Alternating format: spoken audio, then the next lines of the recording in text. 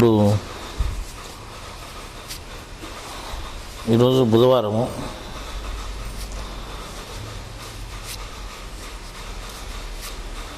మనకు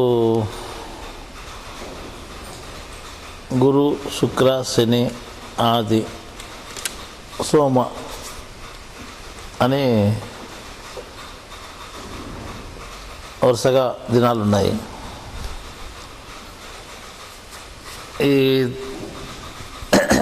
ఈ దినాలు స్కూలుకు పోయేటప్పుడు శనివారము అంటే శనివారం అయిపోతేనే ఆదివారం సెలవు దినం కదా అని పిల్లలంతా ఏం చేస్తారంటే ఆ రోజు సెలవు దినం కదా అని సంతోషిస్తారు. తర్వాత సోమవారం స్కూలు మొదలవుతుంది అంటే అది మొదటి దినంగా లెక్కేసుకుంటాం మనం.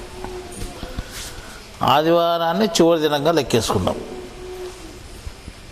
అర్థమైందా? ఇప్పుడు ఆదివారం మొదటి దినమా చివరి దినమా అనే సమస్య వస్తే అందరి లెక్కలో అటు ఉద్యోగస్తుల లెక్కలో కానీ లేదా ఇంకోటి లెక్కలో కానీ సర్వసాధారణంగా అందరి లెక్కలోనూ అది చివరి దినంగా ఉంది. సోమవారం స్టార్టింగ్ మళ్ళా అంటే మొదటి దినంగా ఉంది. ఇది ఉండే పరిస్థితి. ఇది మనమేమంటున్నామంటే మనము మనుషులమని పేరు ఎందుకు వచ్చిందంటే మనసు ఉండేవాళ్ళు కాబట్టి మనిషిని పేరు వచ్చింది. మనసు ఉండేవాడు కాబట్టి మనిషి పేరు వచ్చింది. అంటే మనసు అనేది మిగతా జీవరాశులు కూడా ఉంది. అర్థమైందా? ఏంటంటే ప్రత్యేకించి దీన్ని మానవుణ్ణి మనసు అన్నాం, మనిషి అన్నారు. అంటే మనసు పనిచేస్తుంటే జ్ఞాపక శక్తి ఎక్కువగా ఉండేటువంటి వాడు అని. మిగతా జీవరాశులు జ్ఞాపక శక్తి తక్కువ ఉంటుంది కాబట్టి మనసు వాటికి కూడా ఉన్నా కానీ మనసు ప్రభావము ఎవరిలో ఎక్కువ ఉందని చూసి మనో ప్రభావం ఎక్కువగా ఉండే వాళ్ళను మనిషి అన్నారన్నమాట. మనం మనుషులము కాబట్టి ప్రతిదీ మనకు నెత్తి పెట్టుకునేటువంటిది ఉంటుంది. ఇప్పుడు ఆదివారము, సోమవారము, మంగళవారము, బుధవారం, గురు, శుక్ర, శని అని మనం అనుకుంటే ఈ ఆదివారంని చివరి దినంగా లెక్కేసుకోవాలా మొదటి దినంగా లెక్కేసుకోవాలా అనే ప్రశ్న వేసుకుంటే దీన్ని మొదటి దినం అని ఎంతమంది అంటారు, చివరి దినం అని ఎంతమంది అంటారు అంటే చాలామంది చివరి దినము అని అంటారు. అర్థమైంది? కానీ క్యాలెండర్లో మాత్రం పైనే మొదటి దినంగా ఉంటుంది. మనుషుల లెక్కలో అది చివరి దినమైనా కానీ ఉద్దేశంలో క్యాలెండర్లో కానీ ఎక్కడైనా కానీ ఆదివారము క్యాలెండర్లో లెక్కేసుకోండి పైనే ఉంటుంది మొదటి దినంగా, శనివారం చివరి దినంగా ఉంటుంది. అంటే ఆదివారం మొదటి దినము అని మనకు ఇంకా అక్కడక్కడ దేవుడు గుర్తుపెట్టున్నాడు అన్నమాట. అని వాస్తవంగా ఆది అంటే మొదటిది అని. కానీ మొదటి దినము ఆదివారమే మనకు. ఇప్పుడు ఈ ఆదివారాన్ని సోమవారం, మంగళవారం తీస్తే అందరికీ తెలుసు కదా, దీని గురించి ఎందుకు మొదలుపెట్టినాను అనే ప్రశ్న రావచ్చు మీకు. అర్థమైందా? ఇప్పుడు ఈ సమస్య ఏమిటి, మనం చెప్పుకోవాల్సిన జ్ఞానమేమి? ఆదివారం, సోమవారం అందరికీ తెలుసు. ఒకవేళ ప్రపంచం లెక్కలో చాలామందికి ఆదివారం చివరి దినమైనా కానీ జ్ఞానం ప్రకారము మనం రాసుకున్న పంచాంగాల ప్రకారము ఆదివారం మొదటి దినమని మాకు కొంతమంది తెలుసు. లేకపోతే ఆదివారం మొదటిదైతే చివరిదైతే మనకేం సమస్య, దాంతో మనకేమి అనేటువంటి ప్రశ్న మనకు కొంతమందికి రావచ్చు.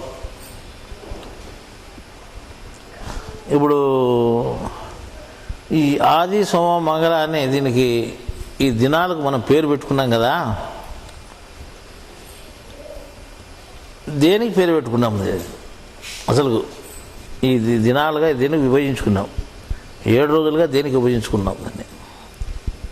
దాని పేర్లు పెట్టుకోవాల్సిన పనే వచ్చింది అని ప్రశ్న వేసుకుంటే, సరే 7 రోజులుగా పేర్లు పెట్టుకున్నాం, 7 దినాలుగా విభజించుకున్నాం, దానికి ఏదైనా ఒకటి సమస్య లేదు, దానికి మనకు ఏం సంబంధం అని అంటే ఇంకో రోజు వెనక్కిపోయి చూస్తే మనము కాలములో బ్రతుకుతున్నాము.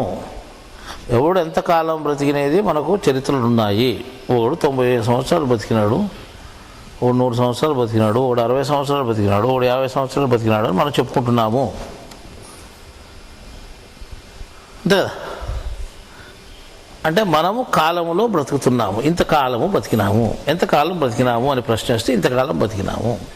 సరే, నువ్వు ఎంతకాలం బతికినావు అంటే ఇప్పుడు ఇంకా సాగలేదు కాబట్టి ఇంతవరకు మనం ఎంతకాలం బతికినాము, ఓ 30 ఏళ్ళు 40 ఏళ్ళు మన ఆయుష్ ఎంత ఉంటే, వయస్సు ఎంత ఉంటే అంతకాలం మనం బ్రతికున్నాము అని చెప్పుకుంటాం. ఇది మనకు సంబంధించింది బ్రతుకుదురు. కానీ ఎంతకాలం అంటే కాలాన్ని చెప్పుకుంటున్నాము. కాలంలోనే కదా బతికేది, నువ్వు కాలంలోనే కదా బతుకుతున్నది. మరి కాలం అంటే ఏమిటి?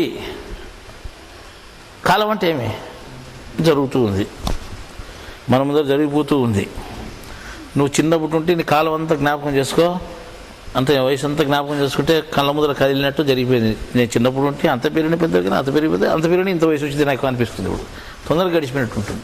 సరే, ఏదో కాలంలో నువ్వు బ్రతికినావు, ఆ కాలం ఇప్పుడు కూడా ఉంది. ఇంతకుముందు గడిచిపోయింది కదా, గడిచిపోయింది. ప్రజెంట్లో ఇప్పుడు కూడా ఉంది అని ఏమంటున్నాము? జరిగిపోయిన కాలము, జరుగుతున్న కాలము, జరగబోయే కాలమును 3 రకాలుగా విభజించుకున్నాం మనం.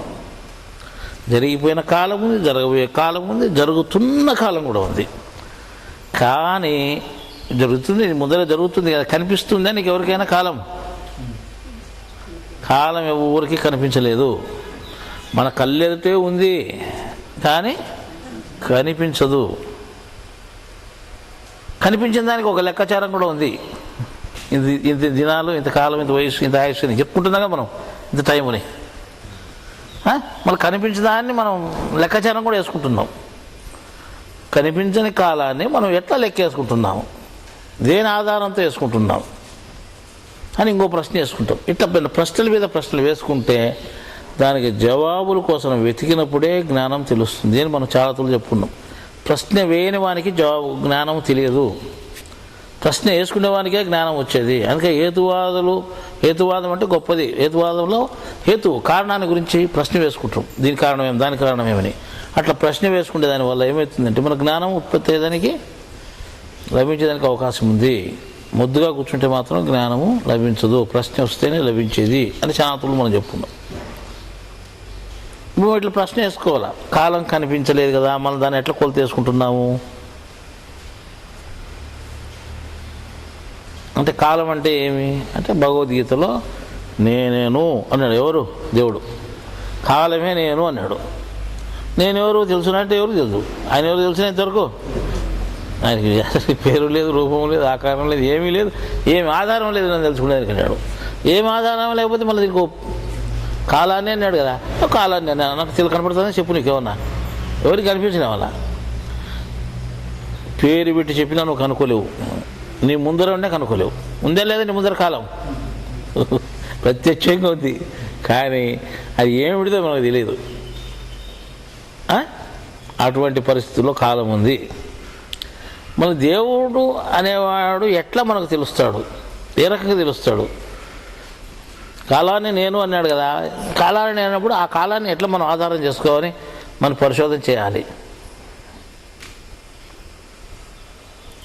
అని అంటే ఇంకో కొంత మనం ఆలోచన చేసి చూస్తే కాలాన్ని మనము సూర్యచంద్ర నక్షత్రాలతో లింకు పెట్టుకొని లెక్కేసుకుంటున్నాం.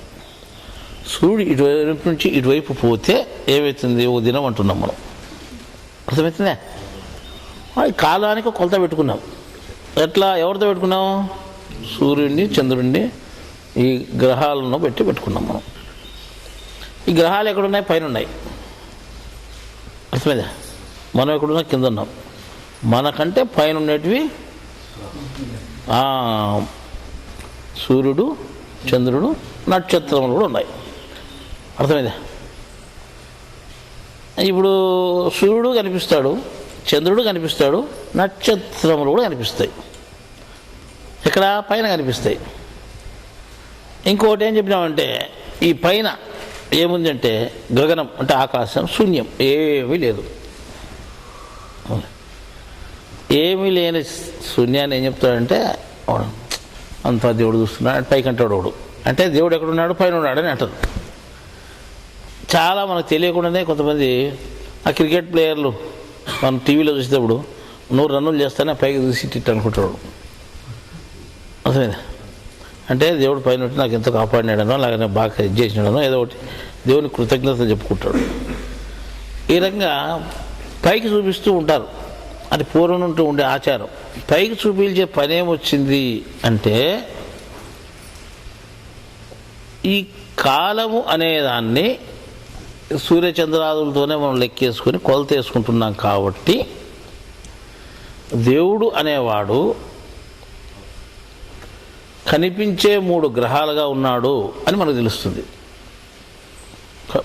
దేవునికి గుర్తుగా కనిపించే 3 గ్రహాలు ఉన్నాయి కాబట్టి పైకే మనం చూపడం జరుగుతుంది. అర్థమైందా? ఆ రకంగా సూర్యుడిని ప్రత్యక్ష దైవము అంటున్నారు, చంద్రుడిని ప్రత్యక్ష దైవము అంటున్నారు. నక్షత్రాలను ఏం అనడం లేదు, కానీ ఈ 3 గ్రహాలు పైన ఉన్నాయి కాబట్టి పైన ఉండేటువంటి గ్రహాల వైపు చూపుతూ దేవుడు పైన ఉన్నాడు అని చెప్పడం చాలామంది జరుగుతూ ఉంది అన్నమాట. కనిపించే రకంగా కాలాన్ని విభజించి చూస్తే కాలాన్ని పరిమాణంగా లెక్కించుకొని వస్తే 3 గ్రహాల వల్లనే మనం పరిమితి పెట్టి పరిమాణంగా లెక్కేసుకొని దినము అని లెక్కేసుకుంటున్నాం. దాన్ని బట్టి కాలాన్ని మనం లెక్కించుకుంటూ వస్తున్నాం. కాబట్టి ఈ పైన ఉండేటువంటి సూర్యుడు, చంద్రుడు, నక్షత్రము ఈ 3 మనకు ముఖ్యమైన గుర్తింపులుగానే ఉన్నాయి. అర్థమైందా? ఈ త్రైతము అంటే 3 అని అంటే దేవుడు 3 రకాలుగా విభజింపబడి ఉన్నాడు అనే ఒక సూత్రం ఉంది అన్నమాట. అంటే 3 రకాలుగా ఎట్లా విభజింపబడి ఉన్నా అంటే దేవుడు అంటే మొత్తం కాలము, విభజింపబడినా అంటే విభజింపబడి ఉన్నాడు. ఎట్లా అంటే సూర్య, చంద్ర, నక్షత్రములుగా విభజింపబడి ఉన్నాడు. ఈ 3 గ్రహములే కనిపిస్తున్నాయి. ఈ 3 గ్రహములు అంటున్నాము. గ్రహములు అంటే దానికి ఒక అర్థం ఉంటుంది. గ్రహించుకునే శక్తి ఉండేటిదాన్ని గ్రహము అంటాము. అర్థమైందా? నువ్వు గ్రహాన్ని స్వామి, అర్థమైందా? మనిషి కూడా గ్రహం. నేను చెప్తా ఉండే విషయాలు నువ్వు గ్రహించుకుంటున్నావు కాబట్టి నువ్వు గ్రహము. అర్థమైందా? గ్రహించుకునే శక్తి ఎవరికైతే ఉందో వాళ్ళందరినీ గ్రహములు అంటాం. ఇప్పుడు పైన ఉండే గ్రహములు ఎన్ని ఉన్నాయి? మొత్తం 3 ఉన్నాయి. 3 జాతులు ఉన్నాయి. నువ్వు మనిషివేనా కానీ మనుషులు ఎంతమంది ఉన్నారు? అర్థమైందా? సూర్యుడు ఉన్నాడు, పైన చంద్రుడు ఉన్నాడు, నక్షత్రములు ఎన్నో ఉన్నాయి. అయినా కానీ వాటన్నిటినీ కలిపి మనం 3 జాతులుగా లెక్కించుకోవాలి. కనిపించిన సూర్యులు కూడా చాలా మంది ఉన్నారు కానీ మనకు తెలియకుండా, అయినా కానీ ఒక గ్రహంగానే లెక్కించుకోవాలి. అర్థమైందా? బయటికి చూస్తే స్థూలంగా దేవుడు కాలములో పరిమాణంగా లెక్కించబడేటువంటి సూర్య, చంద్ర, నక్షత్రములుగా కనిపిస్తున్నాడు. అర్థమైందా? మరి దేవుడు పైనే ఉన్నాడా, ఇంకెక్కడా లేడా అంటే అంతటా వ్యాపించున్నాడు. ఇది ఒక సూత్రప్రాయంగా చెప్పినటువంటి 3 గ్రహాలకు పోల్చి చెప్పేది. అదే కనిపించే దైవములుగా అని అంటున్నారు. పూర్వం కూడా కనిపించే దేవుళ్ళు ప్రత్యక్ష దేవతలు సూర్యచంద్రాదులు అని చెప్పేవాళ్ళు చాలామంది. కనిపించినటువంటి వాడు కనిపించే రకంగా అట్లున్నాడు, కనిపించుకోకుండా ఉన్నాడు. కనిపించుకోకుండా ఉన్నా కనిపించేటట్లున్నా కానీ ఆయన 3 రకాలుగానే ఉంటాడని చెప్పినాం. త్రైతం ప్రకారం ఉంటాడని చెప్పినాం.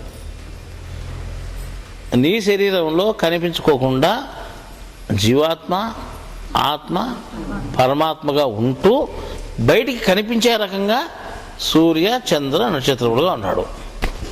అర్థమైందా?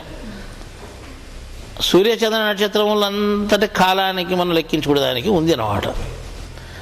ఆ కాలం ఎవరికి పనికి వస్తుంది? జీవాత్మ, ఆత్మ, పరమాత్మ ఉండే శరీరాలకు ఆయుష్గా పనికి వస్తూ ఉంది. ఇటు చూస్తే ఆయుష్గా, అటు చూస్తే కాల పరిమాణంగా లెక్కించబడుతూ ఉంది. ఏది? దేవుడు 2 రకాలుగా ఉన్నాడు. అంటే ఇటు చూస్తే లోపల 3 రకాలుగా ఉన్నాడు, అక్కడ చూస్తే 3 రకాలుగా ఉన్నాడు. అక్కడ కాలాన్ని పరిమితి చేసి నీకు లెక్కాచారం చేపిస్తున్నాడు. ఆ లెక్కాచారం ఎవరికి? ఇక్కడ ఉండేవాడిని సరిపోతుంది అన్నమాట. నీకు ఎంత ఆయుష్ అనే దానికి ఇక్కడ ఆయుష్ ఎట్లా పరిమాణము, ఎంత కొలతకు రావాలనేది అక్కడ. కొలతకు వచ్చేదానికి బయట కనిపించే రకంగా ఉన్నాడు. అర్థమైందా? లెక్కాచారానికి ఇక్కడ ఆయుష్ లెక్కాచారానికి వచ్చేటట్టుగా కనిపించుకోకుండా ఉన్నాడు. అంటే దేవుడు కనిపిస్తూ కనిపించకుండా ఉన్నాడు, కనిపించకుండా శరీరాల్లోనూ కనిపిస్తూ సూర్యచంద్ర నక్షత్రాదులుగా ఉన్నాడు. అర్థమైందా? ఇది ఒక సూత్రం అన్నమాట. అంటే ఇప్పుడు మనం వారాన్ని మనం ఆదివారం సోమవారం ఇవన్నీ ఎందుకు లెక్కేసుకోవాల్సి పని వచ్చింది అని మనం మొత్తం అనుకున్నాం కదా. అనుకున్నప్పుడు మనకు దాంతో మనకి ఏం లింక్ అంటే చూడు, కాలాన్ని పని లెక్కేసుకోవాలంటే ఈ వారాలతో కూడా లెక్కేసుకోవాలి కదా. నీకు ఆయుష్ దినాలు, నెలలు, సంవత్సరాలు కొలతలెట్టు స్వామి. దినము, నెల, సంవత్సరం, అది కూడా 3 రకాలే. అర్థమైందా? అది కూడా 3 రకాలే ఉంది. ఈ రకంగా కాల పరిమాణంలో కనిపించేటువంటి గ్రహాలు 3 అయితే, కనిపించే లెక్కాచారం కూడా నీకు లెక్కకు వచ్చే గణిత శాస్త్రం ప్రకారం వినడం, దినము, మాసము,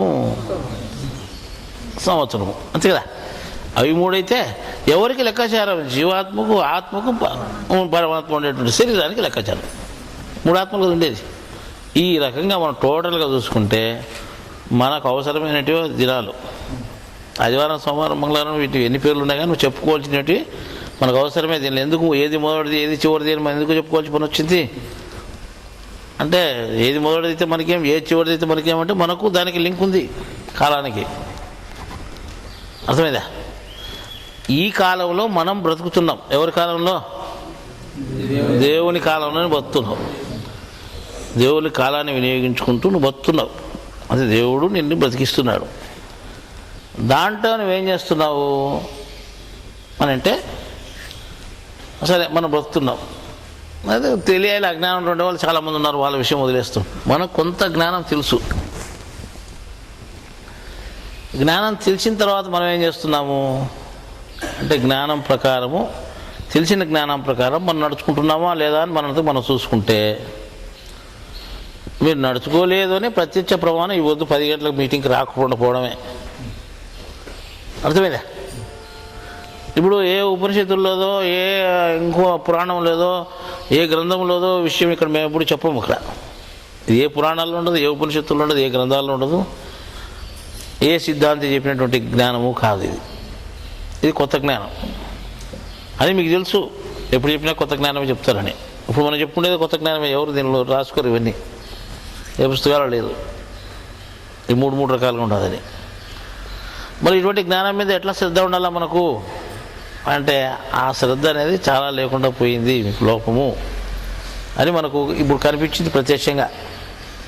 పొద్దున ఇంకొకటి చెప్పే ఉండదు, మీరు పూజ చేసుకోండి. ప్రతిమ దగ్గర, కృష్ణ ప్రతిమ దగ్గరికి వచ్చి చూసి వచ్చినాను. అక్కడికి వచ్చి చూసి వచ్చినప్పుడు కొంతమంది ఉన్నారు, 10-15 మంది ఉన్నారు, ఒక 20 మంది ఉన్నారు అనుకుందాం, అంతకంటే ఎక్కువ లేదు. మీరు పూజ చేసుకోండి పొద్దున్నే అని చెప్పాము. టెంకాయలన్నీ అక్కడ పెట్టింటే చేసుకునే దానికి ఏం చేశానంటే, అక్కడ పని చేసే వాళ్ళని మళ్ళీ పిలిచాను ఇక్కడికి. వాళ్ళు పని చేసేదానికే ఏదో పోయింటారు ఎట్లా ఒకట అంటే పంపించినాము. బలవంతంగానో ఇష్టం ఉండే ఇష్టం లేకుండా పని చేసేదానికి పంపించినాము. ఆ పని చేసేవాళ్ళు మళ్ళీ పిల్లల పిల్లడికి పూజ చేస్తాం రాండి అని. మేమంటే ఎవరు పిలిచినది బుద్ధి తక్కువ మనుషులు అని చెప్పినాం. అంటే ఈ స్వామి దేవుని దగ్గరికి పూజ చేస్తామంటే వద్దంటాడు, పోయి పని చేయమంటాడు. పని చేసే వాళ్ళని పిలిస్తే బుద్ధి తక్కువ అంటాడు. అసలు అంటే పూజ ముఖ్యమా, పని ముఖ్యమా అని ప్రశ్న వచ్చి ఉంటుంది. మేమేమంటున్నామంటే, పని ముఖ్యం పూజ కంటే. అంటే పని ముఖ్యం అంటే ఇది ఎక్కడ విచిత్రం అనుకోవచ్చు. ఎవరు చెప్పలేదు ఇట్లా అని. అంటే ఎవరు చెప్పందే మనం చెప్పేది. ఎందుకు అంటే, మనం చేసే పని ఏమిటిది? నువ్వు ఇంటి పని అయితే అది ముఖ్యం కాదు. మనం చేసే పని ఇంటి పని కాదు. ఇది మనం ఇంటికాడ పని చేయలేదు. అర్థమైందా? ఇది చేసే పని వేరు, ప్రత్యేకమైనది. కాబట్టి ఈ పని ముఖ్యం. ఇది సేవ రూపంలో చేసే పని. పూజ ముఖ్యమా, సేవ ముఖ్యమా అంటే, పూజ సులభమైంది, ఎవరైనా కూర్చొని చేస్తారు. అక్కడ సేవ చేయాలంటే కష్టం. కాబట్టి సేవే కష్టమైంది. సేవ కష్టమైంది కాకుండా దేవునికి ముఖ్యమైనది కూడా సేవే. నువ్వు పూజ చేస్తే దేవునికి ఏం లాభం వస్తుంది? ఏం లేదు. నువ్వు పని చేస్తే దేవునికి లాభం, సేవ చేస్తే దేవునికి లాభం వస్తుంది. అర్థమైందా? నువ్వు పుస్తకం చదువుకొని పుస్తకం ప్రకారం ఇంట్లో కూర్చొని పూజ చేసినావు అనుకో, దేవుడు గొప్పోడు. దానికి దేవునికి ఏమొస్తుంది లాభం? నువ్వు దేవుని పోవడమే అంతే, ఆయన పూడించుకోవడం. ఇంతకంటే నాకు పని లేదు, నీకు పని లేదు లేని. అర్థమైందా? అదే దేవుని జ్ఞానాన్ని బయటికి పోయి మనం చెప్పినామనుకో సేవ అవుతుంది. అది 10 మంది తెలియజేస్తే సేవ అవుతుంది. అది ముఖ్యమా ఇది ముఖ్యమా అంటే ఇట్లా పూజ కంటే అట్లా సేవ చేయడమే ముఖ్యము. అంటే ఏ రకంగా చూసుకునే కానీ మనం తెలుసుకునే జ్ఞానం ప్రకారము సేవ చేయడము చాలా ముఖ్యము. కానీ సేవ చేయడము అంటే మన పని కదా, దాన్ని తప్పించుకోవడం బాగుంటుంది. ఏదో తెలివిగా తప్పించుకుందాం అనే వాళ్ళు కూడా చాలామంది ఉన్నారు. అంటే తెలివి ఉపయోగించుకొని పని పక్కన పెట్టేసి దేవుని సేవను కూడా పక్కకు పెట్టేసే వాళ్ళు చాలామంది ఉన్నారు. అది మంచి పద్ధతి కాదని చాలాతోళ్ళు చెప్పారు. జ్ఞానం మనం తెలుసుకున్న తర్వాత జ్ఞానం కోసమే మన జీవితాన్ని ఉపయోగించాలా అనేది మీరు పెట్టుకోండి. అంటే కర్మలో మాకు పనిచేసేది ఉంటే జ్ఞానం ఎట్లా వస్తుంది అంటే, కర్మలో మీకు పనిచేసే లిస్ట్ ఉంది, కర్మ ప్రకారం జరుగుతుంది వాస్తవమే. కానీ జ్ఞానం కాడ కర్మ పనిచేయదు. అర్థమైందా? మీరు కర్మకాడికి పోతే కర్మ ఆటోమేటిక్ పని చేస్తుంటే అది ఎట్లా చేపిలో అట్లా చేపిస్తుంది నీకు. అర్థమైందా? లేదు జ్ఞానం కాడికి వచ్చినావు అనుకో, ఆడేమవుతుందంటే కర్మకు అతీతం అవుతుంది. అది ఆ సూత్రం చాలాతులు చెప్పాను. కర్మకు అతీతంగా ఉంటుంది జ్ఞానము. మీరు కాలాన్ని ఎక్కువ జ్ఞానపరంగా సేవపరంగా మీరు రికార్డ్ అయ్యేటట్టు చేసుకోండి అని చెప్పారు. కానీ అదేం చేస్తానంటే ప్రపంచం తెలివి ఉపయోగించి ఈ సేవను తప్పించుకొని, అంటే మేము జ్ఞానం ఉంది అనే రెక్కలు బయటికి కనిపిస్తూ సేవ చేయకుండా తప్పించుకునే వాళ్ళు చాలామంది ఉన్నారు. ఆ దేవుడు చూస్తుంటాడు. ఎప్పుడు ఎవరికి శిక్ష చేయాలో వాళ్ళకి వేస్తాడనమాట. జ్ఞానాన్ని ఎప్పుడైతే చౌకగా చూసుకున్నామో, బలహీనంగా చూసుకున్నామో, అది ఎప్పుడైనా మనను బలవంతంగా దెబ్బతీస్తుంది అనమాట. చాలా ప్రత్యక్ష ప్రమాణాలు చాలా కనిపిస్తాయి మాకు. అంటే మేము చేసేది దేవుని పని, అహర్నిశలు దేవుని పని చేయాలనే ఉద్దేశం మాకుంది. అది మీకు తెలిసి ఉండొచ్చు, తెలియకపోయి ఉండొచ్చు. నేను పండుకునేది కూడా 1 గంట 2 గంటలు 3 గంటల కంటే ఎక్కువ పండుకోము. రాత్రి 10:30కు పండుకున్నాము, 12 గంటలకు లేచినాను. 12 గంటలకు లేచే 1 గంటన్నర సేపు పండుకున్నట్టు. 12 గంటల నుంచి 4:30 వరకు మేలుకున్నాం. 4:30 పండుకున్నాము. అలా ఒక అరగంట పండుకొని ప్రయత్నం చేస్తే ఒక అరగంట నిద్ర వచ్చింది. టోటల్గా ఈరోజు రాత్రి నిద్ర పోయినంత 2 గంటల సేపు. మీరు 2 గంటల సేపు నిద్రపోయి పొద్దున్న మళ్ళీ 2 రోజులు మేలుకోండి, మీకు తలంతా వేరే రకంగా, ముఖమంతా వేరే రకంగా అయిపోతుంది. మీ ఇట్లా ఒక రోజు కాదు 2 రోజులు కాదు, మేము ఇట్లే గడుపుకుంటూ వస్తున్నాం కాలాన్ని. అంటే కాలము వృథా అయిపోతుంది. మనకు వృథా కాకూడదు, దాన్ని వినియోగించుకోవాలి. జీవితము కొంతకాలం ఉంటుంది. ఆ జీవితం కొంతకాలాన్ని నువ్వు సగం మెలకువ సగం నిద్ర అయితే ఆ నిద్ర అంతా చచ్చిపోయినట్టే లెక్కేసుకోండి. మెలకువది ఒకటే బతికినట్టు. నువ్వు 50 ఏళ్ళు బతికితే నిద్ర సగం పోతే 25 ఏళ్ళే కదా నువ్వు బతికేది. ఆ 25 ఏళ్ళలో నానా రకాల పనులు. ఇంకా దేవుని జ్ఞానం ఏముంటుంది మనకు? దేవుడు ఇచ్చిండే జన్మ ఇచ్చినది మనకు దేవుని జ్ఞానం తెలుసుకునే దానికోసము, దానికోసం నడుచుకునే దానికోసము. కానీ దాన్ని ఏమాత్రం వినియోగించుకోకుండా కాలాన్ని నిద్రకైనా వినియోగిస్తాం, కానీ దేవుని సేవకి వినియోగించము అనేవాళ్ళు చాలామంది ఉన్నారు. కానీ అట్లా లేకుండా మా జీవితాన్ని మేము చేసుకుంటాం. ఇంకొన్ని చూసారో నేర్చుకోవాలని, నమూనా చూసాను నేర్చుకోవాలని చెప్తుంటాను. అట్లా లేదన్నమాట. ఈ రకంగా జ్ఞానం మీద ఆసక్తి తక్కువగా ఉండి ఉన్నప్పుడు ఆటోమేటిక్గా దానికి విలువ ఇవ్వకుండా పోతాము. విలువ ఇవ్వకుండా పోయినప్పుడు దేవుని పనికి కూడా మనం విలువ ఇవ్వకుండా పోతాం. కానీ జ్ఞానం తెలుసుకున్నాములే అంటే జ్ఞానం తెలుసుకునేంత మాత్రాన అది మనకు అంటుతుందా అంటే, మా కర్ణుడు అంత విలువ విద్య అంతా నేర్చినాడు. లాస్ట్కి ఏమైంది? లాస్ట్కి దెబ్బతిని చచ్చిపోల్చి పని వచ్చింది. ఆ విద్య ఉపయోగపడిందా? ఉపయోగపడలేదు. అట్లాగనే జ్ఞానం తెలుసు. జ్ఞానం తెలిస్తే ఆ జ్ఞానం మనకు ఉపయోగపడుతుందా? కర్మ పోయేదానికి. జ్ఞానం ఏమిటికి ఉపయోగపడాలా? కర్మ పోయేదానికే కదా మనకు. కర్మ పోయేదానికి ఉపయోగపడుతుందా? లేదు, ఉపయోగపడదు. నీ తెలివినే పెద్దగా ప్రయోగింపజేసి నాకు పెద్ద తెలివి ఉందనుకొని జ్ఞానం పని చేయకుండా పోతే ఏమవుతుంది? కర్మ నీకు చుట్టుకుంటూ ఉంటుంది అనమాట. ప్రపంచ తెలివి ఉపయోగపడుతుంటుంది కానీ జ్ఞానం తెలివి ఉపయోగపడదు. అది చాలా దూరం చెప్పుకుంటూ వచ్చాం మేము. ఈ దేవుని దగ్గర మాత్రము, దేవుని విషయంలో మాత్రం చాలా జాగ్రత్తగా ఉండండి అని కొన్ని ఉదాహరణలు చెప్తుంటాం మేము. కొన్ని ఉదాహరణలు చెప్తే అవి ఎక్కడన్నా బైబిల్ ఒకటి చెప్పినాం అనుకో, వీళ్ళంతా క్రైస్తవులకి మార్చాలా అని ప్రయత్నం చేస్తున్నారంట. ఒక ధర్మాలు వచ్చి మేమాదిరి కూర్చొని ఇక్కడ కూర్చొని జ్ఞానం వింటూ వినాడు నాను. ఇంటూ పోయి మేమేం చెప్తున్నాం, మళ్ళీ సర్వసాధారణ జ్ఞానమే చెప్తున్నాం. వాళ్ళంతా చెప్పేది లాస్ట్కి దాంట్లోకి మార్చాలండిలే అని అన్నట. కథది ఏ దాంట్లోకి మార్చాలా, క్రైస్తవులకి మార్చాలని. మారమని ఎవరికి చెప్పినాం మేము. దాంట్లో ఉండేది దీంట్లోకి పోమో, దీంట్లో ఉండే దాంట్లోకి పోలేదు. దేవుడు అంతా ఒకటే ఉండేది. దేవుడు అంతటక్క ఒకటేది. దాంట్లో ఉండేవాడు కూడా, దీంట్లో ఉండేవాడు కూడా. వేరే వాడు అయితే కదా దాంట్లోకి పోమని చెప్పేది అనమాట. ఇది ఎందుకు చెప్తున్నట్టు ఉదాహరణ, దేవుని ఎడల పాపం చేస్తే యుగ యుగాల పర్యంతరము శిక్ష తప్పుదని బైబిల్లో చోట చెప్పాడు దేవుడు. దాన్ని చెప్తున్నాను అనమాట. దేవుని ఎడలు కానీ దేవుని జ్ఞానం ఎడలు కానీ తప్పు చేస్తే అది ఎక్కడో చోట శిక్షపడుతుంది. నేను ఒకసారి చెప్తాను, యుగ యుగాల పర్యంతరం తప్పదు పొందాడు ఆయన. ఈ యుగంలోనూ రాబోయే యుగంలోనూ తప్పదని చెప్పాడు అనమాట. అంటే దేవుని విషయంలో చాలా జాగ్రత్తగా ఉండండి. ప్రపంచం విషయంలో ఎట్లున్నా పర్వాలేదు. ప్రపంచ విషయంలో చాలా జాగ్రత్తగా ఉంటాం, దేవుని విషయంలో మాత్రం ఏమి చాలా తేలికైంది. అదే చెప్తాను నేను కొంతకాలం కింద ఒక 20 సంవత్సరాల కింద మట్కా ఆడేది ఉండేది. ఇలా మట్కా అంటే నంబర్ వస్తే పొద్దున తగిలుతుందని చెప్తున్నాడు. పొద్దున ఎవరు తగిలింది, వాని తగిలింది, ఈయన తగిలిందని, ఎవరికోన తగిలిందని అనేవాళ్ళు. నాకు 10 రూపాయలు తగిలింది అంటే 10 రూపాయలకి ఎంత వచ్చేది మన డబ్బులు అవి తెలియదు. కానీ అది దాన్ని వాడు ఏం చేశాడంటే 10 రూపాయల డబ్బులతో సంతోషపడి ఆ ఇచ్చేసాటికి 8 గంటలకు పోయేవాడు. వాడు 10 గంటలకు వాకింగ్ తెరిచి ఇస్తాడు అంటే వీడు 8 గంటలకు పోయి కూర్చునేవాడు డబ్బుల కోసం.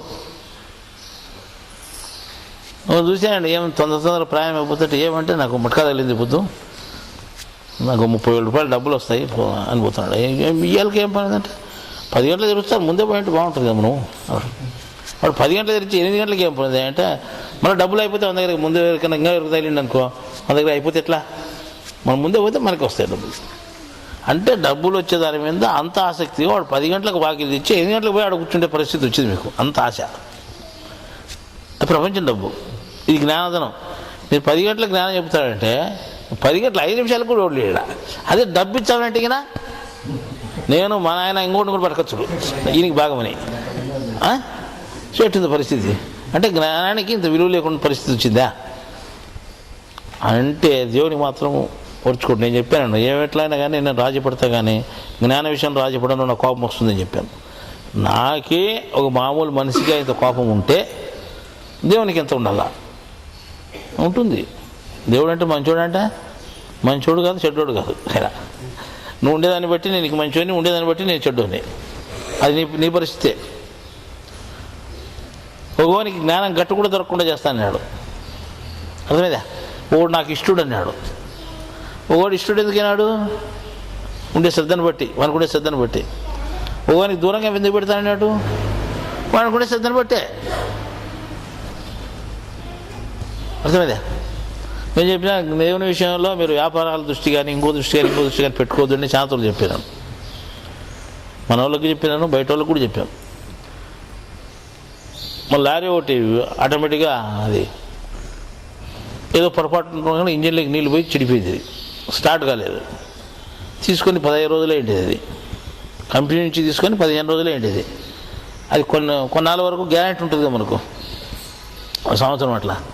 15 నాళ్ళకి ఇట్లా పరిస్థితి వచ్చింది అంటే అది నీళ్ళు పోతే మీరు మళ్ళీ దాన్ని లాగిచ్చినారు, నూకినారు, అదంతా చెడిపోయింది. మేము సరే ఏదో పొరపాటు వల్ల చెడిపోయింది కదా, గ్యారెంటీ ఉన్నప్పుడు మీరు చేయండి అంటే వాడు ప్రపంచం లెక్క ప్రపంచ వ్యాపారం మాట్లాడాడు.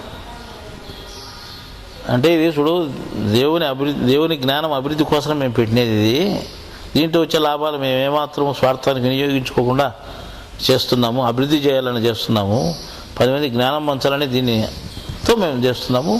ఎక్కడ మేము చందాలు అడుక్కోలేదు, పైసా కూడా. మేము కష్టపడి వ్యాపార రీత్యా దీంట్లో వచ్చిన ఆదాయాన్ని దేవునికి ఖర్చు పెట్టాలని ఉద్దేశంతో చేస్తున్నాము. మేమంతా సేవ రూపంతోనే చేస్తున్నాము. మీరు గ్యారెంటీ ఉంది, కంపెనీ ఇంత పెద్ద కంపెనీ, మీరు ఏదైనా రిపేర్ చేసే బాధ్యత ఉంది. మళ్ళీ అట్టప్పుడు మీరు మీ తప్పు మా తప్పు నేను పెట్టుకుంటే ఎట్లా అంటే వాడిని అడుగుతా ఈయన అడుగుతాను, లాస్ట్ మేనేజర్ని అడిగి లాస్ట్ వద్దు మా వాళ్ళు ఒప్పుకోలేదు, మేము చేయము అన్నారు. సరే మీ ఇష్టం అని చెప్పినప్పుడు అది ఎప్పుడో ఈ మధ్య 2 నెలల క్రితం జరిగింది కదా, 2 నెలల కింద జరిగింది. అదే మేము ఇన్ని బండ్లు తీసుకున్నా ఇంత బండ్లు ఖర్చు అవుతున్నాయి కదా మీకు అని చెప్పినా కూడా నిలేదు వాళ్ళు. లాస్ట్కి ఏమైంది, ఇప్పుడు ఈ నెలంతా అమ్మినారా ఆ బండ్లు? ఒక్క బండినా అమ్మినారా? 2 నెలల నుంచి ఏమైంది చెప్పు? ఒక్క చాసి కూడా బయటికి పోలేదు వాళ్ళది. ఉండే యాడ్లో మొత్తం నిలబెట్టుకున్నారు అన్నీ, 100 చాసీలు అసలు మొత్తం ఆంధ్రప్రదేశ్లో కానీ టోటల్ ఇండియా లెవెల్లో ఎక్కువ ఖర్చు అయ్యేది విజయవాడలో. ఎక్కువ ఖర్చు ఇండియా లెవెల్లోనే విజయవాడలో మొత్తం బయటకు వచ్చేది. విజయవాడ ఊరు బయట యార్డ్ ఉంది వాళ్ళది, సుమారుగా 10 ఎకరాల మీద బండ్లు నిలబెట్టారు. అట్లే ఉండేవి, ఒక్కటంటే ఒకటి బయటికి రాలేదు. మొత్తం జీతాలు ఇచ్చి స్టాఫ్ని అంతా ఊరినే పెట్టుకున్నారు, ఇంకా ప్రొడక్షన్ లేకుండా. అంటే ఎప్పుడో ఏదో జరుగుతుంది అంటే దేవుడు ఏం చేసి ఇప్పుడే చేసినాడు చిచ్చోళ్ళకు. నువ్వు బండి రిపేర్ చేసింటే ఎంత ఖర్చు వచ్చేది నీకు? ఒప్పుకోలేదు. కానీ ఏదో అంటే అది మామూలు వచ్చే సమస్యలు ఇట్లాంటి వస్తా అంటే మేము కూడా ఏం చెప్పినా వస్తుంది, నీకు జరిగింది కదా అందుకు. నువ్వు రిపేర్ చేసింటే ఏమయ్యేది? ఈ సమస్య రాకుండా మార్చునేమో దేవుడు. నువ్వు చేసిన దానికి ఏమైంది? అంతే, ఒక 15 నెలలకే ఆ పరిస్థితి. మనం రిపేర్ బయట చేయించుకునే 15 నెలలకే ఆ రకంగా అయింది. అంటే ఇట్లా అంటే ఒక చిన్న ఉదాహరణ నేను చెప్పేది. అంటే మీ ఎంత తెలివిగా వాడు మేనేజర్ వాళ్ళు వ్యాపార రీత్యా మేము తెలివైన వాళ్ళమని మాట్లాడితే నీ తెలివైతే ఏమైంది? ఇప్పుడు నువ్వు తెలివైన వాళ్ళే, వ్యాపారంలో తెలివైన వాళ్ళే అన్నీ మళ్ళీ జరిగితే కదా నీకు వ్యాపారం చేసేది.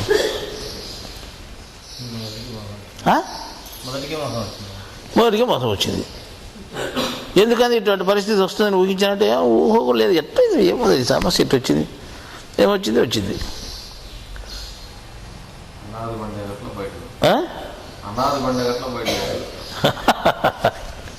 అది రాజుబడి మాదిరి బయటకు వచ్చింది. కానీ మళ్ళీ నీ దగ్గర అట్టుండొచ్చు, మళ్ళీ దాని పైన అది చేసుకొని మళ్ళీ మామూలు దాని స్టేజ్లో తిరుగుతుంది కదా, దాని స్టేజ్లో తిరుగుతుంది. నీ స్టేజ్ ఏమైంది చెప్పు?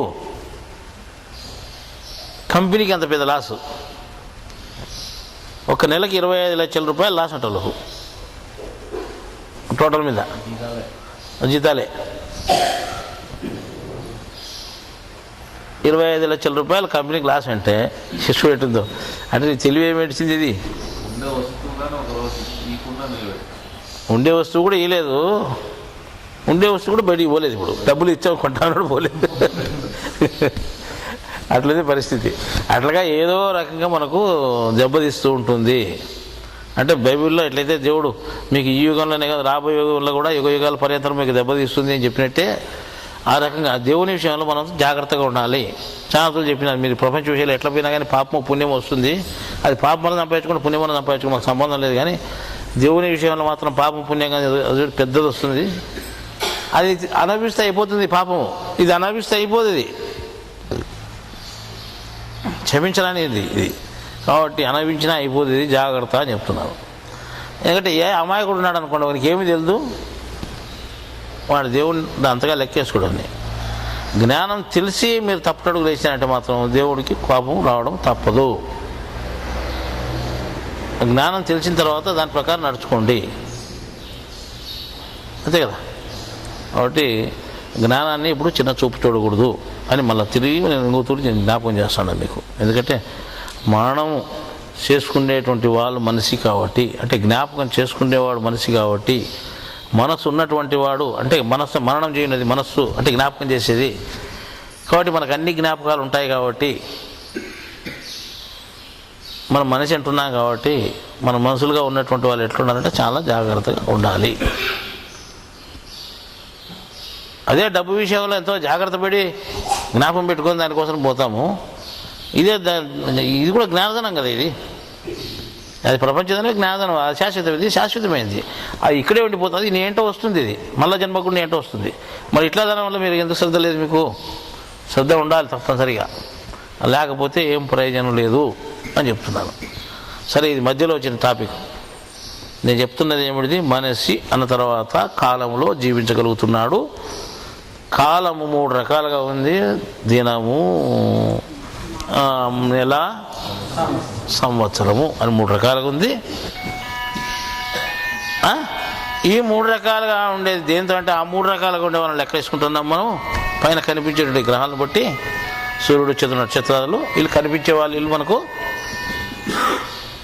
తర్వాత ఎవరికి లెక్క అంటే కనిపించినటువంటి గ్రహంగా మనం ఉన్నాం, జీవాత్మ అనేటువంటి వాళ్ళు అని చెప్పుకుంటున్నాం. ఇదంతా ఇది మనకు దేవుడు అంటే కాలము నేను అనేది ఒక సమస్య తీసుకుంటే ఆ కాలాన్ని గురించి మనం చెప్పుకోవాల్సిన పరిస్థితి వచ్చింది అన్నమాట. సరే,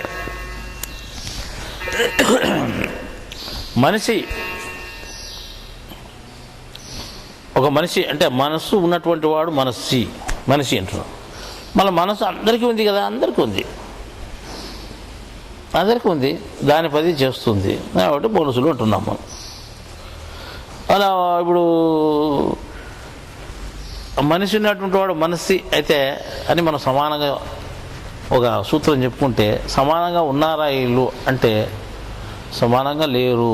ఎందుకంటే ఒక్కొక్కరికి ఒక కర్మ అనేది ఒకటి వేరువేరుగా ఉంది కాబట్టి వేరువేరుగా మనుషులైనా వేరువేరుగా ఉన్నారు. ఇప్పుడు ఇక్కడ 100 మంది ఉన్నారు అనుకోండి, ఒక్కరి ముఖం ఉన్నట్టు ఇంకో ముఖం ఉండదు, ఒకరి శరీరం ఉన్నట్టు ఇంకో శరీరం ఉండదు, ఒకరి ముక్కు ఉన్నట్టు ఇంకో ముక్కు ఉండదు, ఇంకొకరి కన్ను ఉన్నట్టు ఇంకొకరి కన్నులు ఉండవు. ఇదంతా వేరువేరుగా ఉంటుంది. ఒకరు ఇక్కడ ఉండే 100 మంది కాదు, మా బయటికి పోయి 10,000 మందిని చూసినంతే, 10 లక్షల మందిని చూసినంతే కొద్దిగైనా తేడా ఉంటుంది. ఇది మళ్ళా సూత్రబద్ధంగా దేవుడు తయారు చేసి పెట్టాడు. ఏమి సూత్రము అని అంటే, దేవుడు ఏది చేసినా కానీ చాలా జాగ్రత్తగా సూత్రబద్ధంగా శాస్త్రబద్ధంగా తయారు చేసి పెట్టాడు అన్నమాట. మీరు బ్రతికేది కాలంలో అంటే కాలం ఎన్ని రకాలుగా విభజించబడింది? 3 రకాలుగా విభజించబడింది. ఆ 3 రకాలము వారము, నెల, సంవత్సరము. అర్థమైందా? ఇప్పుడు నేనేం చెప్తున్నా అంటే మనిషికి తేడా ఉంది అంటున్నాడు. అంటే ఓ వస్తువు తీసుకొని పోయి బజార్లో, అంటే 2 వస్తువులు ఒకటి చూపుతాడు అనుకో, బజార్లో తీసుకొని ఒక వస్తువుని తీసుకొని దానికి ఓ రేటు చెప్పినాడు, దీనికి ఓ రేటు చెప్పినాడు. అంటే 2 వస్తువులు ఒకటే రకంగా ఉన్నాయి, ఒకటే పద్ధతిగా ఉన్నాయి. అంటే ఇది 10 రూపాయలు అంటాడు, ఇంకోటి 20 రూపాయలు అంటాడు. అంటే మనకు అర్థం కాక దీనికి వారా ఏముంది అని అడిగినాం, తేడా ఏముంది అని అడిగినాం. అంటే ఏమి తేడా లేదు, అంతా కంపెనీ తేడా అన్నాడు. సరే కంపెనీ తేడా అంతే, వస్తువు ఒకటే, సరే కంపెనీ తేడా అనగా అనుకున్నాం. అనాల్జిన్ అనే మందు ఉంది. అనాల్జిన్ అనే మందు నవాల్జిన్ అనే పేరుతో కూడా అమ్ముతున్నారు. పాల్జిన్ అనే పేరుతో కూడా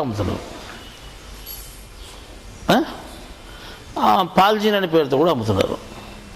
కాబట్టి దీనికి ఏమి తేడా అంటే, దాంట్లో ఉండేది అనాల్జినే, దీంట్లో ఉండేది అనాల్జినే, మెయిన్ మెడిసిన్. కానీ ఆ కంపెనీ వాడు నవాల్జిన్ అని పెట్టాడు, ఇంకో కంపెనీ వాడు పాల్జిన్ అని పెట్టాడు, అంతే. ఏమి తేడా అంటే, దీనికి 10 రూపాయలు అయితే అది 30 పైసలు. ఏం దీనికి దానికి తేడా? 2 అనాల్జినే కదా. దీని 2ను 250 mgనే కదా ఉండేది, 250 mgనే. అనాల్జిన్ 250 mg, అనాల్జిన్ 250 mg, కానీ అది పాల్జిన్ నవాల్జిన్. కంపెనీ తేడా అంటాడు. ఆ రకంగా సరే ఏదో ఒక తేడా ఉందంట. కంపెనీ తేడా అంటే వాడు తయారు చేయడంలో ఒక రకం, వీడు తయారు చేయడంలో ఒక రకం. పైకి మాత్రం ఒకటే రకంగా ఉన్నా దాని లోపల తేడా ఉంది, ఏదో ఒక రకం. కంపెనీ తేడా ఉంది, ముద్ర ఎరేసినాడు నా ముద్ర దీని. ఆ రకంగానే ప్రతి మనిషి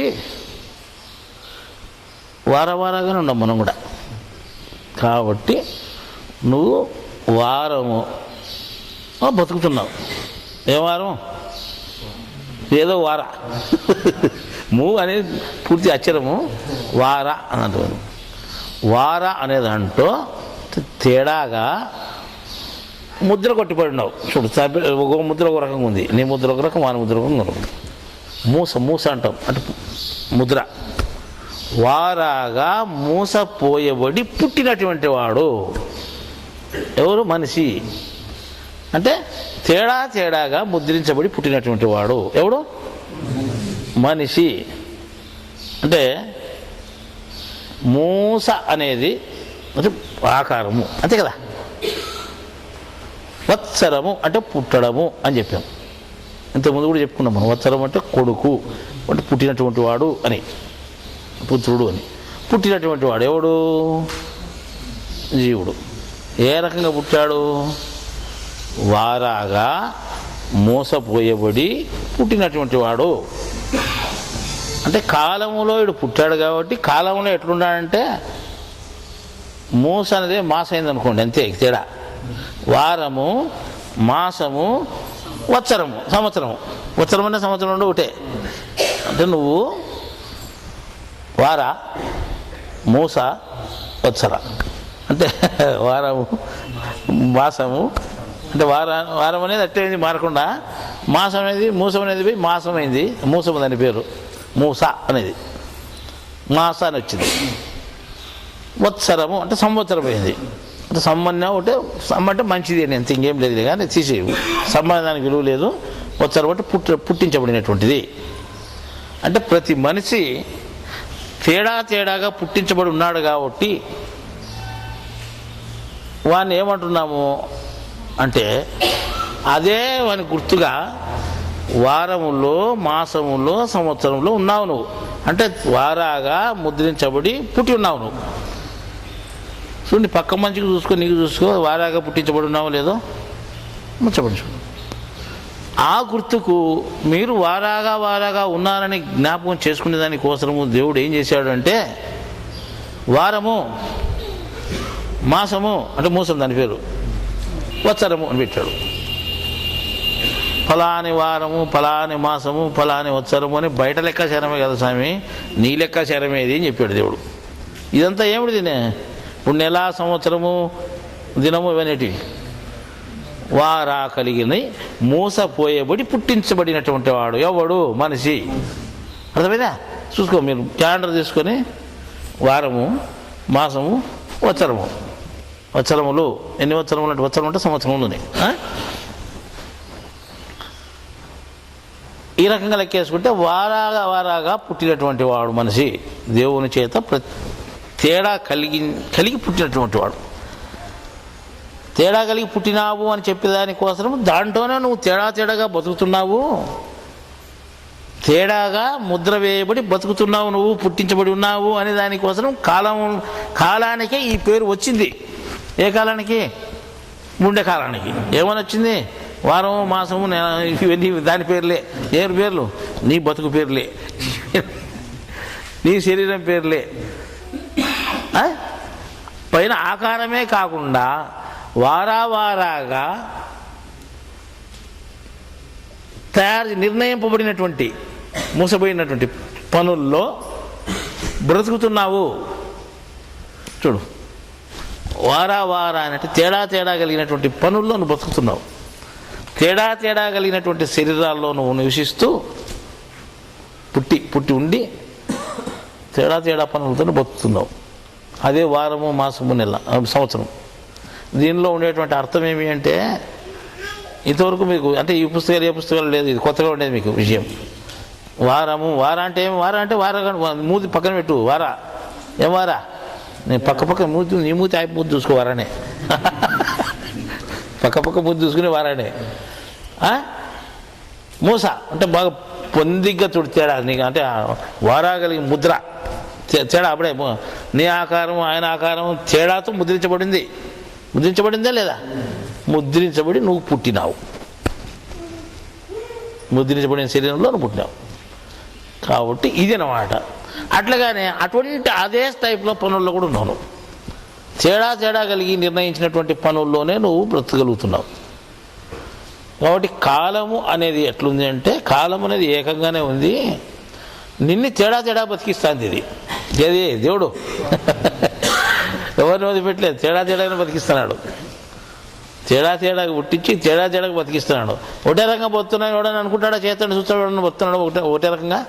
ఓనుకునే దుఃఖం ఓనికి లేదు. ఇద్దరికి గాలి వచ్చి కంట్లో నలసపడింది, కానీ వానికుండే బాధ వేరు, నీకుండే బాధ వేరు. తేడాగానే ఉంటుంది. అర్థమైందా? ఇద్దరికి ఒకటే కూర వేసి పెట్టాము అనుకో, ఇద్దరికి ఒకటే రుచి ఉండాలి కదా. కానీ నీకుండే రుచి వేరు, ఆయనకుండే రుచి వేరు. ఎందుకంటే దానికి రుచిని గ్రహించుకునే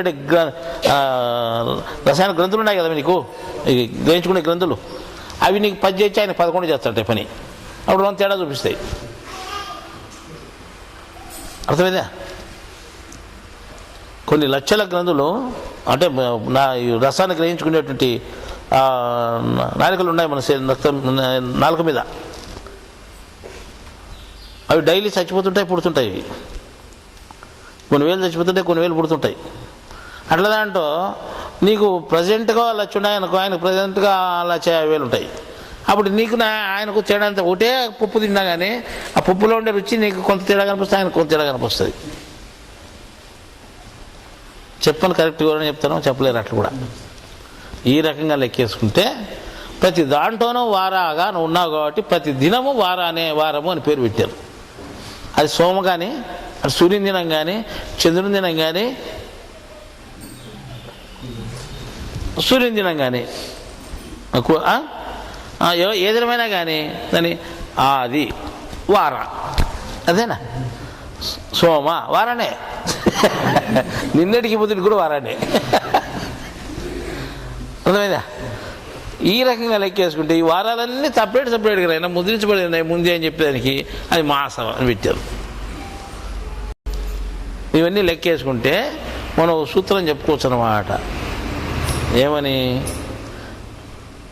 వారా కలిగి ముద్రించబడి మనం పుట్టినాము. వారా కలిగి ముద్రించబడి పుట్టినటువంటి వాడు ఎంతో కొంత బాలం బతుకుతున్నాడు. మనం ఈ రకంగా లెక్కేసుకుంటే మళ్ళీ ప్రతి దినము వారాగానే మనం ఉన్నాము. ఇది ఎట్లు పెట్టాడు? దేవుడే పెట్టాడు. ఇది నేను స్వయంగా నువ్వేమైనా చేసుకునేది ఉందా? ఎవరు స్వయంగా ఏమి చేసుకునేదానికి అవకాశం లేదు. దేవుడు పుట్టినది. మళ్ళీ ఇంత మన లెక్కాచారం వేసి ఎంత వారా ఉండాలని అంత వారా పెట్టి, ఏమాత్రం అర్థం కాని వారా పెట్టి మన దగ్గర పెట్టి దేవుడు పుట్టించి మనల్ని బతికిస్తున్నాడు. ఇంత బతికించినా కానీ ఈ లెక్కాచారం అంతా ఒక రకము, నా లెక్కాచారం మాత్రం ఒక రకము. ఇదంతా కర్మ సిద్ధాంతాన్ని బట్టి మీకు ఏర్పరిచినది. దాన్ని వదిలి నా వైపు వస్తే దానికి అతీతమైనటువంటిది మా దగ్గర ఉంటుంది అని చెప్పాడు దేవుడు. అంటే కర్మను కూడా అతిక్రమించే శక్తి జ్ఞానానికి ఉంది, దేవుని జ్ఞానానికి ఉంది.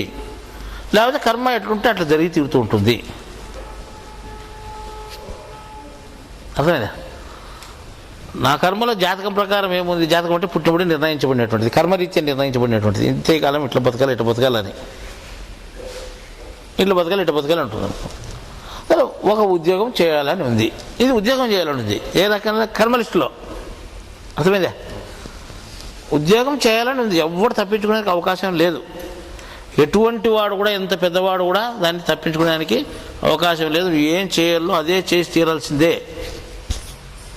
అది సిద్ధాంతం, కర్మ సిద్ధాంతం. పథకము అంటాం. పథకం అంటే ముందే నిర్ణయించినటువంటిది. పథకం అంటే అదే కదా. అంటే పుట్టినప్పుడే నిర్ణయించి పెట్టాడు దేవుడు. మళ్ళీ పుట్టినప్పుడే నిర్ణయించి పెట్టినటువంటిదే జాతకము. జాపథకం పోయి జాతకమైంది లేదు మధ్యలో. ఆ పాయన్న కొట్టకపోయింది, జాతకం అయిపోయింది. అది ఇప్పుడు అంతా జాతకం అంటాం. ఇప్పుడు చాలా పదాలు మారిపోయినాయి వాటి వరకు. మూస పోయి మాసం అయింది కదా. అట్లాగానే పథకం అని పోయి ఆడ ఎగిరిపోయింది, జాతకమైంది. జాతకం అంటే ముందే నిర్ణయించబడినటువంటిది, పుట్టినప్పుడే నిర్ణయించబడి ఉంటుంది. చనిపోయేంత వరకు ఏ విధంగా బ్రతకాలా అని. దాన్ని ఎవరు మార్చేదానికి కాదు అని చెప్పారు. కానీ మార్చేదానికి ఒకే ఒక శక్తి ఉంది, అదే దైవశక్తి. నువ్వు దేవుని జ్ఞానం ప్రకారం ఎప్పుడైతే జీవించగలుగుతున్నావో అప్పుడు ఆ కర్మను కూడా అతిక్రమించుతుంది. ఉదాహరణకు ఒకడు ఉద్యోగం చేయాలని ఉంది, ఉద్యోగం చేయాల్సింది తప్పదు. మన ఉద్యోగము చేయాల్సి ఉన్నప్పుడు వాడు జ్ఞానాన్ని తెలుసుకొని, లేదు ఇది కర్మరీత్యా ఉండేటువంటిది, నేను జ్ఞానం ప్రకారము నేను ఇంకో రకంగా చలామణి అవుతాను, నాకు జ్ఞానమే ముఖ్యము అనుకుంటే అప్పుడు మన కర్మ మారిపోతుంది. ఎందుకంటే జ్ఞానం ప్రకారం మార్చుకోగలుగుతాడు. జ్ఞానానికి మార్చే శక్తి ఉంటుంది చెప్పినాం కదా. నీ నుదిటి వ్రాతను ఎవరు తుడపలేడు, కానీ ఒక్కడు మాత్రం తుడపగలడు. ప్రపంచంలో ఎవరు తుడపలేడంట, కానీ ఒక్కడు మాత్రం తుడపగలడు. ఎవరంటే దేవుడే. కొత్త రాతను రాయగలడు. అంటే తిరగవ్రాత అని, అంటే తిరిగి వ్రాసేది. దాన్ని ఏమంటాం మనం? తిరగవ్రాత అంటాం. అంటే తిరిగి కొత్త దాన్ని రాసేది రాతను తిరగవ్రాత అంటాం. ఎవరి చేత అవుతుంది? అది దైవం చేతనే అవుతుంది. అసలు ఆ తిరగవ్రాత ఏమైంది, తిరువాత అయింది. లాస్ట్కు పుప్పుల పైన పెడతాం చూడు సుయ్యని, అదేంది అంటే తిరగవాత పెడితే ఏమవుతుంది, రుచి మారిపోతుంది. స్టెప్పుది అది. తిరువాత పెడితే ఎంతన్నా పప్పు మడసనే చెయ్యి, ఆ రుచి వేరుగా ఉంటుంది. తిరువాత పెడితే రుచి వేరు అయిపోతుంది. అట్లాగనే జీవితంలో కూడా నువ్వు మామూలుగా కర్మరీత్యం ఉండే జీవితం ఒక రకంగా ఉంటుంది, తిరగవాత పడింది అనుకో జీవితం వేరే అయిపోతుంది. దాని జీవితమే ప్రత్యేకం అయిపోతుంది. కాబట్టి మనం తిరగవాత పెట్టుకునే జీవితం కావాలా, దేవుని చేత తిరిగి వ్రాయించుకునే జీవితం కావాలని చెప్తాం. అంటే జ్ఞానాన్ని ప్రకారం నడుచుకోవాలా మనం అని చెప్తున్నాం. ఆ రకంగా మనం పోతే కాలానికి, అంటే ఈ దినాలు, వారాలు, నక్షత్రాలు ఉండొచ్చు, ఇవన్నీ ఉండొచ్చు చూడు, దీనికి అతీతంగా మారిపోయి నువ్వు కర్మకు అతీతంగా మారిపోయేదానికి అవకాశం ఉంది, దేవుని దగ్గరికి చేరేదానికి అవకాశం ఉంది. ఆ రకంగా మనం ఈ జ్ఞాపకం పెట్టుకునే దానికోసం ఏం చేశాడంటే దేవుడు, మనం కాలంలో బ్రతుకుతున్నావు, నువ్వు ఈ కాలం దానికి 3 పేర్లు ఉన్నాయి. అంటే సూర్యచంద్ర నక్షత్రాలను బట్టి జీవాత్మక బతికేది నీకు. మళ్ళీ ఈ కాలానికి పేర్లు ఏ రకంగా పెట్టాము అంటే నీకు వర్తించే రకంగా పెట్టాను నేను అని దేవుడు పెట్టాడు. అది ఎప్పుడో పూర్వం ఎవరు లోపల నుంచో లోపల నుండి బయటకు వచ్చేటట్టు చేసి ఈ పేర్లు పెట్టించాడు. అది దేవుని ద్వారా వచ్చినట్టే, బయటికి ఎవరి ద్వారా వచ్చినా కానీ దేవుని ద్వారా వచ్చినట్టు కదా రహస్యం అనుకో అని. అది అర్థం తెలియని సమస్యగా మారిపోయింది. వారము, మాసము, సంవత్సరం అంటే మనకు అర్థం తెలియదు కదా. వారం అంటే మామూలుగా ఇది, నెల అంటే ఇది మామూలుగా మనం లెక్కాచారం వేసుకునేటివి అనుకున్నాం మనం. ఏమిటికి సంపాదన ఎంత వచ్చింది అని చూసుకునేదానికి, ఆ సంపాదన కోసం కాదు. నువ్వు నీ పరిస్థితి ఇట్లుంది చూడని అర్థం చేసుకునేదానికి ఈ రకమైన పేర్లు పెట్టినాను అని దేవుడు మనకు తెలియజేశాడు. ఏమని తెలియజేశాడు? వారా కలిగి పుట్టినావు, వారా కలిగి బ్రతుకుతున్నావు. కాబట్టి ఆ వారాల్లో లేకుండా దాంట్లో ఇరుక్కోదు. దాంట్లో వారాల్లో, బయట వారాల్లో నా కాలంలోకి రా అంటున్నాడు. లెక్కాచారం లేని కాలంలోకి రా. బయట ప్రపంచంలో ఉంటే లెక్కాచారం ఉండేటివని నువ్వు లెక్కాచారంగా బతుకుతున్నావు. లెక్కాచారంగా బతికిస్తుంది కర్మ లెక్కాచారం. ఆ లెక్కాచారం లేకుండా పోతే ఏమవుతుందంటే నువ్వు కాలంలోకి రా. లేదు లెక్కాచారం అంటే వారము, మాసము, సంవత్సరం అన్నీ ఉంటాయి నీకు లెక్క. అర్థమైందా? నువ్వు లెక్కాచారంగా బతుకుతావా, లెక్కాచారంగా లేకుండా బతుకుతావా చూసుకో అని చెప్పినాడు. అర్థమైందా? అంటే మనం ఏం చెప్తున్నామంటే మనం అంతా లెక్కాచారం వేసుకుంటే బతుకుతున్నాము. బయట లాభాని కోసమే బతుకుతున్నాము. ఇది లోపల లాభం కోసం బతకడం లేదు. కనిపించే డబ్బు కోసం బతుకుతున్నాం. కనిపించని డబ్బు ఉంది, ఒకటి ఉందని తెలియడం లేదు. కనిపించే డబ్బు కోసం చాలా శ్రద్ధ చూపుతున్నాం. అది శాశ్వతం కాంది. అది కానీ శాశ్వతంగా ఉండే డబ్బు కనిపించదు పైకి. కానీ దీనికోసం ఎవరు శ్రద్ధ చూపడం లేదు. శ్రద్ధ చూపలేదు అనేదానికి మీకు ప్రత్యక్షంగా మీరు చెప్తున్నారు. పొద్దున్న మీటింగ్కి మీరు ఆబ్సెంట్ అయినారు. అసలు ఇంకా లెక్క చెప్తే నేను పొద్దున్న మీటింగ్ అని చెప్పాము, 10 గంటలకు మీటింగ్ అని చెప్పాము. 10 గంటల 8 గంటలకే మీటింగ్ పెట్టామనుకో, మేము అప్పుడేమయ్యేది 8:30కి వచ్చిన వాళ్ళు ఆబ్సెంట్. అంతే కదా, 9 గంటలకు వచ్చిన వాళ్ళు ఆబ్సెంటే. లేదు మీకు ఎంత మటుకు శ్రద్ధ ఉందో చూస్తాం, నేను 7 గంటలకు పెడతాం. వీళ్ళు బద్దన్నే రావాలి కదా 7 గంటలకు. రేపు మీటింగ్ అంటే నేను చెప్పినట్టు ఎట్లా రాలేరు, దూర ప్రయాణం వల్ల రాత్రికి వచ్చేయండి అని చెప్పినాము. రాత్రికి వచ్చారు కొంతమంది. దగ్గర ఉండే వాళ్ళని ఇంటికాడ పని చూసుకొని పోవచ్చులే అనుకునేది. ఆ పని లెక్కాచారం మనకు. ఇంకా దూరం ఉండే వాళ్ళు కూడా ఇప్పుడు రాత్రి కొంత కాలం గడుపుకుందాం, అటు ఇటు గడపల్లా ఇక్కడ అడుకొని ఉంటారు. అదే వాళ్ళు కొంతమంది ఉన్నారు. ఇంటికాడ వండుకుంటే ఏం లాభం అవుతుంది, దేవుని దగ్గర వండుకుంటే కొంత ఎంతో లాభం ఉందని చెప్తే నేను అట్లే ఇంటి దగ్గర పండుకొని మళ్ళీ తెల్లారదాన్ని లేచిపోదాం అనుకునే వాళ్ళు కొంతమంది ఉన్నారు. అట్లా తెల్లారదాన్ని లేచి వచ్చిన వాళ్ళు చాలా మంది ఉన్నారు. ఒకవేళ రాత్రి నేను ఏదో జ్ఞానం చెప్పింటాను ఉండేవాళ్ళు కొంతమందికి, అది ఆబ్సెంటే కదా. నేను ఎప్పుడైతే కాలం వృధా చేయకూడదని ఎప్పుడు దొరికితే అప్పుడు చెప్పేవాళ్ళమే జ్ఞానం. ఎందుకంటే చాలాతో చెప్పేమట్లా. ఒకటి జ్ఞానానికి విలువిచ్చి